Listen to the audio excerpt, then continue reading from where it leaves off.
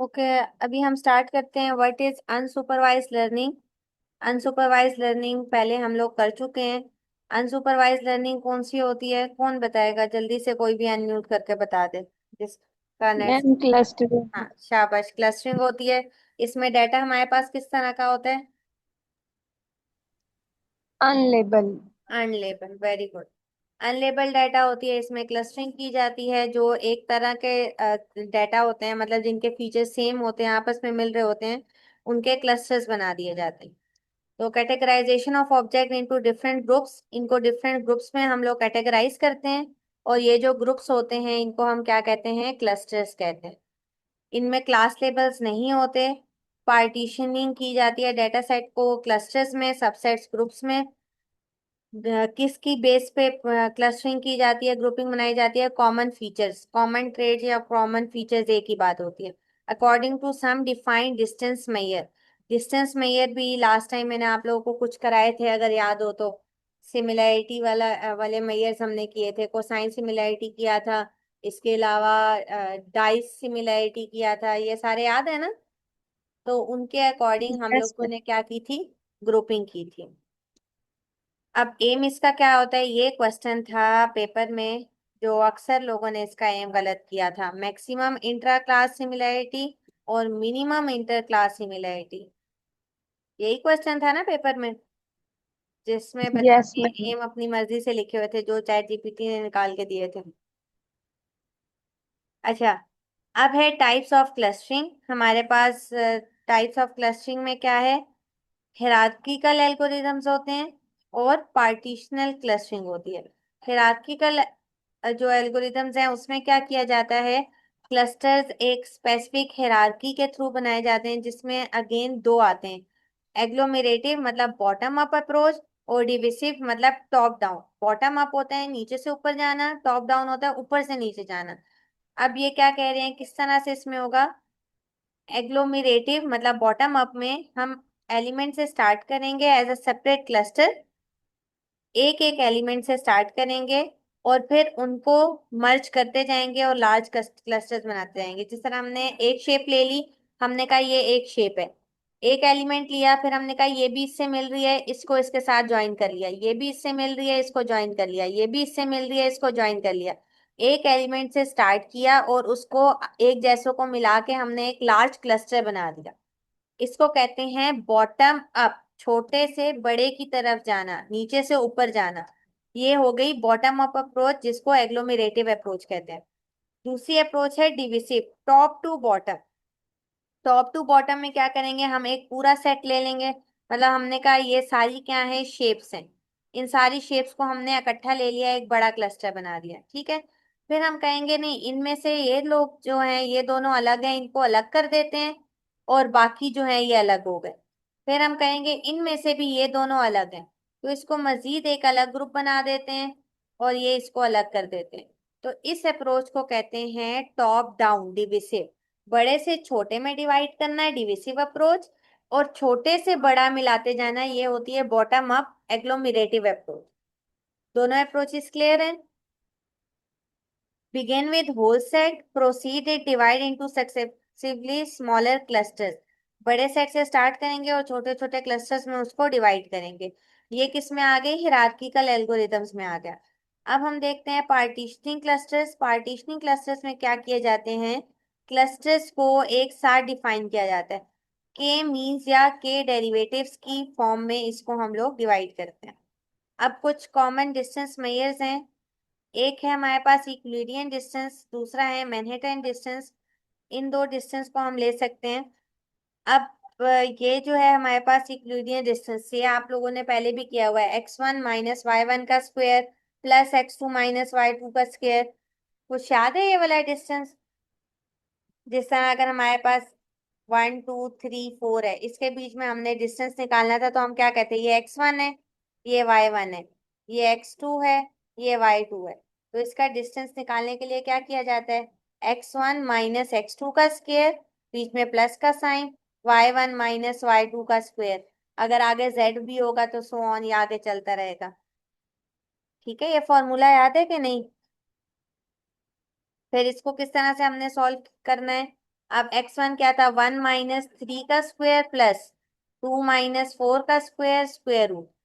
तो 1 - 3 आ गया, 4 का स्क्वायर, 2 का स्क्वायर 4 प्लस 2 - 4 2, 2 का स्क्वायर 4, स्क्वायर रूट 4 4 जार 8, स्क्वायर रूट 8 इसका आंसर आ जाएगा। इसको मजीद सिंप्लीफाई कर लो तो 2√2 आता है। आगे भी सिंप्लीफाई करना है तो पॉइंट्स में आंसर आ जाएगा। ये होता है यूक्लिडियन डिस्टेंस।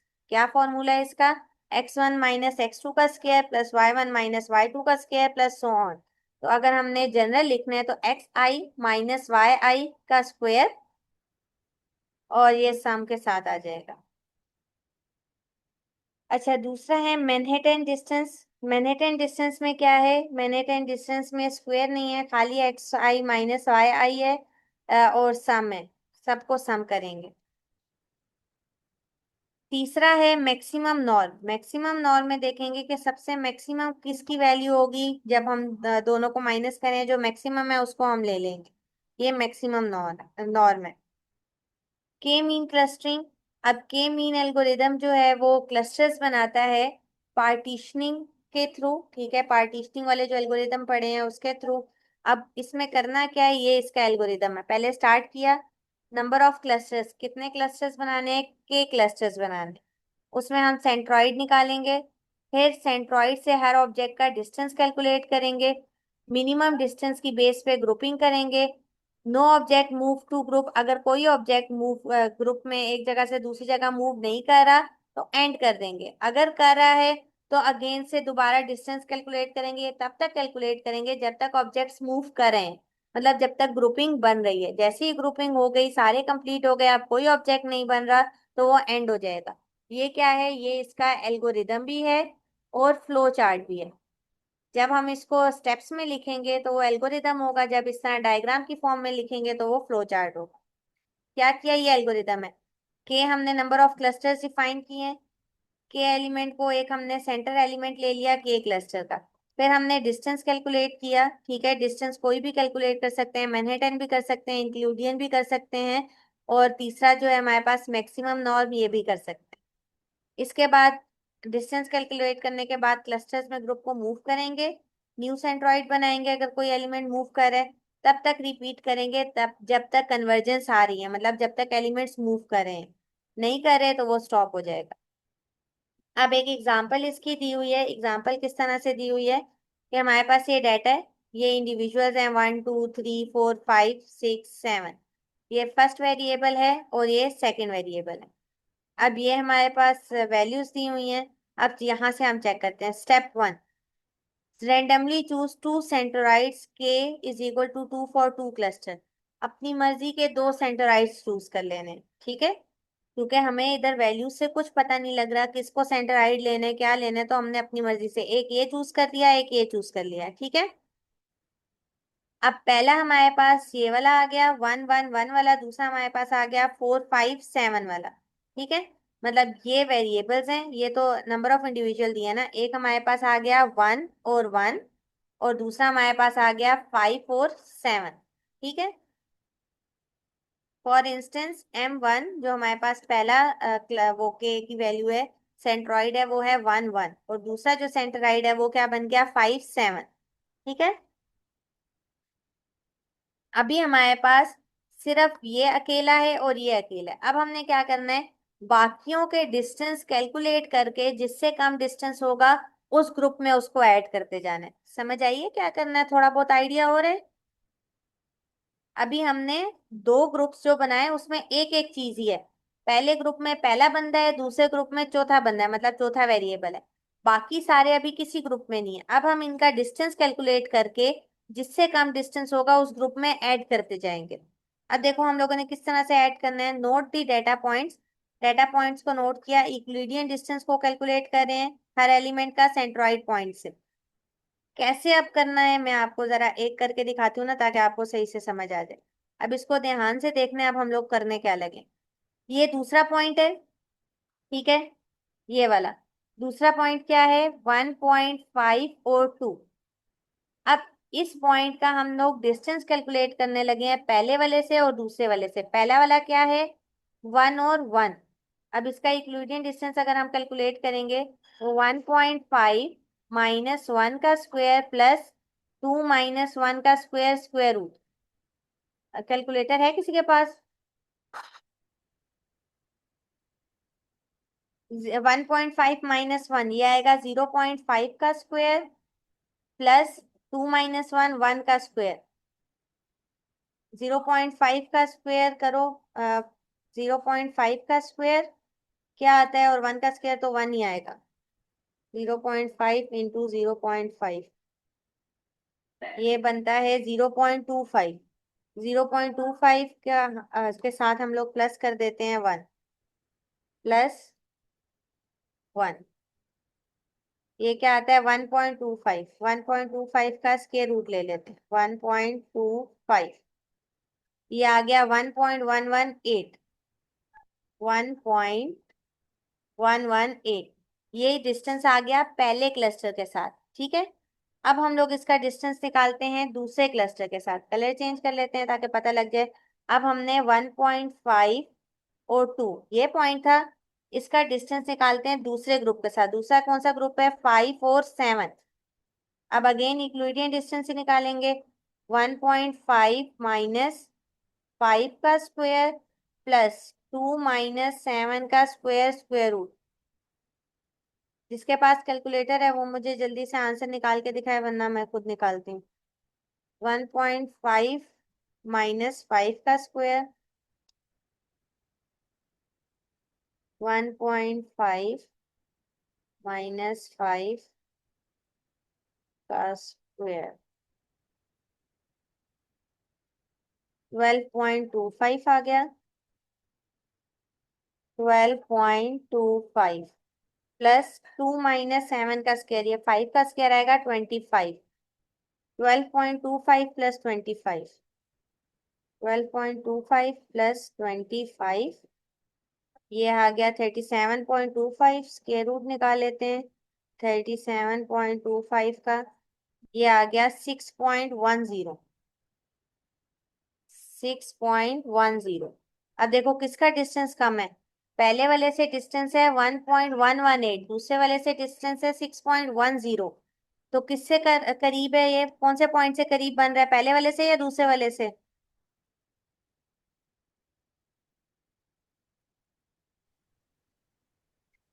हाँ जी, कौन बताएगा किसके करीब बन रहा है?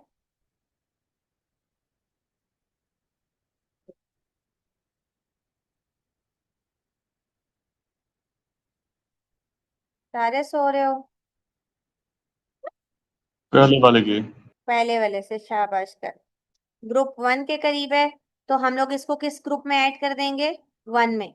तो अभी हमारे पास जो पहला वाला ग्रुप था उसमें सिर्फ एक था, दूसरे वाले ग्रुप में भी एक था। जो हमने दूसरा पॉइंट कैलकुलेट किया, ये देखो ये डिस्टेंस यहाँ पे लिखा हुआ है, तो ये पहले वाले के अंदर, पहले वाले ग्रुप में आएगा। ठीक है, समझ आ गई इसकी? दूसरे वाले ग्रुप से ये दूर है। इसी तरह थर्ड पॉइंट का निकालेंगे, थर्ड पॉइंट के ये दो आए। अब ये वाला भी हमने पहले वाले में कर दिया। अब 3.67 3.61 दोनों सेम थे, तो पहले वाले के करीब हम इसको कर देंगे। फोर्थ वाला, तो फोर्थ तो खुद पॉइंट था। पांचवे वाला 2.5 फोर्थ वाले के करीब है, इस ग्रुप में आ जाएगा। फिर 6 वाला 2.06 इस ग्रुप में आ जाएगा। 7 वाला 2.92 इस ग्रुप में आ जाएगा। जो पहले वाला सेंटरोइड हमने लिया था, मतलब जो 1 1 वाला हमने लिया था, इसमें कौन कौन सा आ गया? 1 आ गया, 2 आ गया और 3 आ गया। जो दूसरे वाला सेंटरोइड हमने लिया था, दूसरे वाला सेंटरोइड हमने कौन सा लिया था? 5 और 7। 5 और 7, 5 और 7 वाला जो हमने लिया था, इसमें कौन कौन सा आ गया? 4 आ गया, 5 आ गया, 6 आ गया, 7 आ गया। ये दो क्लस्टर्स हमारे पास बन गए। क्लियर है ये दो क्लस्टर्स किस तरह से बने हैं? ये कैलकुलेशंस की हुई है। पहले वाले में आ गए 1 2 3 और दूसरे वाले में आ गए 4 5 6 7। ठीक है, अब हम लोग क्या करेंगे? न्यू सेंटराइड्स फाइंड करेंगे। कैसे न्यू सेंटराइड्स फाइंड करने? अब ये 3 आ गए और ये 4 आ गए। अब हमने क्या करना है? जो 3 है इन सबके डिस्टेंस को प्लस करना है। ठीक है, मतलब ये हमारे पास सब एक्स वाला क्या निकलेगा? सबके एक्स डिवाइडेड बाय 3। अब पहला पॉइंट क्या था, यहाँ से ज्यादा सही से पॉइंट के लिहाज से समझ आएगी, मैं बताती हूँ अब हम लोगों ने क्या किया। अब हम लोगों ने ये किया है कि पहले तीन पहले ग्रुप में आए हैं ना, तो इसका सेंट्रॉइड का एक्स क्या बनेगा, इसका एक्स बनेगा 1, 1.5 और 3। ये तीनों के एक्स हैं, तो 1 + 1.5 + 3 डिवाइडेड बाय 3, ये इसका पहला बनेगा। और y क्या बनेगा, 1 + 2 + 4 डिवाइडेड बाय 3। ये जो आंसर है ये अब सेंट्रॉइड बनेगा। क्या आंसर निकलता है इसका, 1 + 1.5 + 3 डिवाइडेड बाय 3। 1 + 1.5 + 3, 5.5 आया डिवाइडेड बाय 3, ये आ गया 1.83। तो क्या आ जाएगा 1.83, इसका एक्स कंपोनेंट आ गया। वाई कंपोनेंट क्या आएगा, 1 + 2 + 4 डिवाइडेड बाय 3। 1 + 2 + 4 डिवाइडेड बाय 3, ये आ गया 2.333। 2.33, ये आ गया इसका दूसरा कंपोनेंट। तो पहला सेंट्रोइड अब ये बन गया। दूसरे सेंट्रोइड के लिए क्या करेंगे, 5 + 3.5 + 4.5 + 3.5 डिवाइडेड बाय 4, इन सबको प्लस करके 4 से डिवाइड। वाई के लिए इन सबको प्लस करके 4 से डिवाइड। इसका जो आंसर है वो इधर आगे दिया हुआ। ये हमारे पास नेक्स्ट सेंट्रोइड 1.25 और 1.5 बन गया, और M2 3.9 और 5.9.1 बन गया। फिर क्या करेंगे, अगेन ये दो क्लस्टर बन गए। फिर अब सारे जो हमारे पास वैल्यूज थे ना, सबका डिस्टेंस इनसे निकालेंगे। सबका डिस्टेंस जब इनसे निकाला तो अब ये 3 वाले को हमने देखा, ये दूसरे वाले के करीब हो गया। 3 वाला भी दूसरे के ग्रुप में चला जाएगा, दूसरे के क्लस्टर में। अब पहले वाले में 2 रह गए, पहले वाले में 2 रह गए, दूसरे वाले में 4 से 5 हो गए। दोबारा इसका जो सेंट्रॉइड है वो चेंज हो जाएगा। अब 0.58, मतलब अब इन दोनों को प्लस करके डिवाइडेड बाय 2 करेंगे, और अब इन सारों को प्लस करके डिवाइडेड बाय 5 करेंगे। नया ग्रुप आ गया, अगेन उसका हम लोग डिस्टेंस निकालेंगे। फिर कोई चेंज नहीं हो रही, तो मतलब यहाँ पे हमारे क्लस्टर्स कंप्लीट हो गए, खत्म हो गए। समझ आई क्या करना है, ये वाला एल्गोरिदम फॉलो कर रहे हैं ना। न्यू सेंट्रोइड बन गया, जब न्यू सेंट्रोइड बन गया, न्यू सेंट्रोइड्स बन गया, फिर कोई ऑब्जेक्ट मूव, अभी ऑब्जेक्ट मूव किया था पहले वाले में, तो हमने रिपीट किया। दूसरे वाले में कोई ऑब्जेक्ट मूव नहीं किया, तो एंड हो गया। मतलब दो क्लस्टर्स बन गए, पहले वाले में 1 और 2 आ गया, दूसरे वाले में 3, 4, 5, 6, 7 आ गया।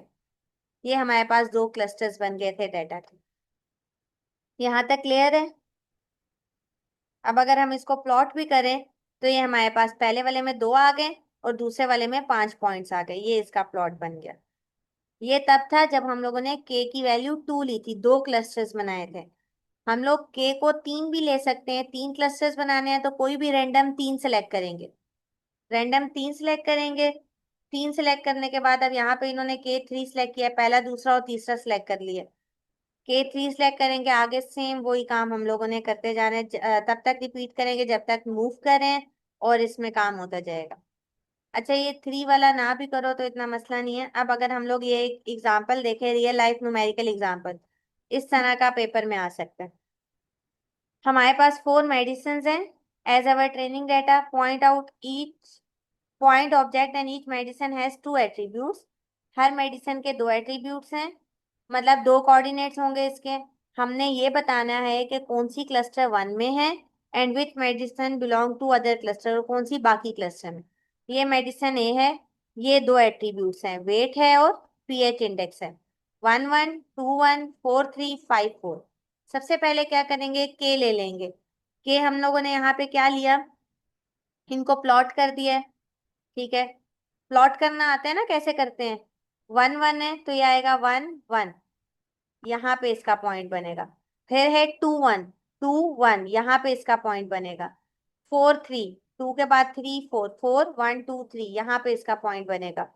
फिर है 5, 4, 1, 2, 3, 4, 5 और 3, 4, यहाँ पे इसका पॉइंट बनेगा। ये ग्राफ्स में वैल्यूज को प्लॉट करना आता है या नहीं।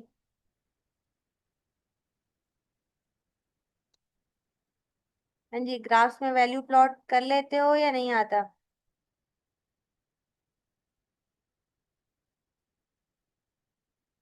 अब हम लोगों ने क्या करना है, अब हमने इसके क्लस्टर्स बनाने हैं।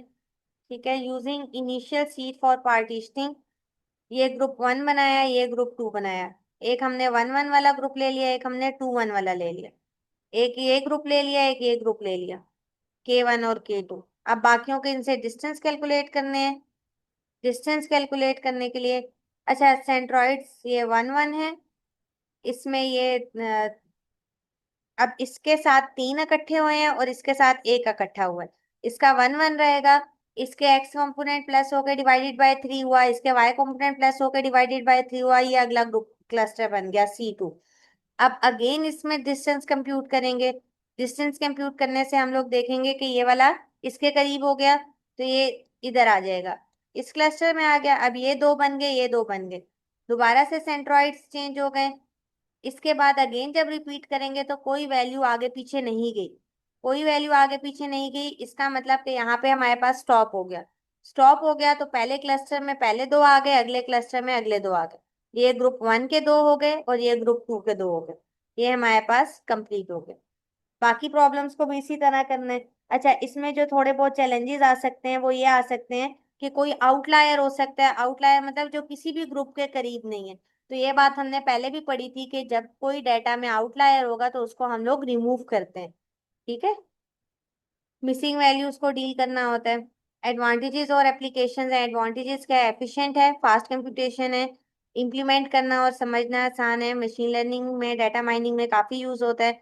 या यूज कहाँ कहाँ पे होता है, स्पीच रिकग्निशन में, सिग्नल प्रोसेसिंग में, डाटा कंप्रेशन में, नॉइस रिडक्शन में, डिजिटल इमेज सेगमेंटेशन में, वेब स्टडीज में।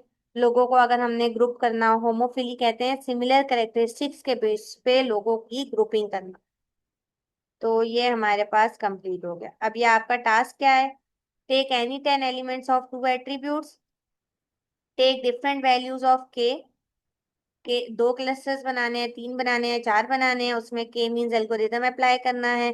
और फिर उसको कोशिश करनी है कि पाइथन से या किसी भी टूल से, वैका से करना है, पाइथन से करना है, आर लैंग्वेज से करना है, उसको इम्प्लीमेंट करना है। अच्छा, ये थोड़ी सी एक्सरसाइज को आप लोग वो कर दो, कंसाइज कर दो, मतलब डिफाइन कर दो कि आपने कोई डाटा लेना है, दो क्लस्टर्स बनाने हैं। ठीक है, और उस पे के मींस अप्लाई करना है यूजिंग पाइथन। कर लोगे? अब दो असाइनमेंट्स हैं। पहली असाइनमेंट वो लास्ट डिसीजन ट्री वाली है। एज वाला जिस तरह हुआ है, बाकी तीनों एट्रीब्यूट्स का भी वो आपने सॉल्व करना है। और दूसरी असाइनमेंट हो गई ये वाली। इसमें आप लोगों ने क्या करना है, डाटा लेना है। डाटा लेके उस पे के मींस अप्लाई करना है यूजिंग पाइथन। उसी तरह गूगल को लैब पे अप्लाई करके उसका पीडीएफ बना के वो पे सेंड करनी। डेडलाइन में आप लोगों को ग्रुप में शेयर कर देंगे।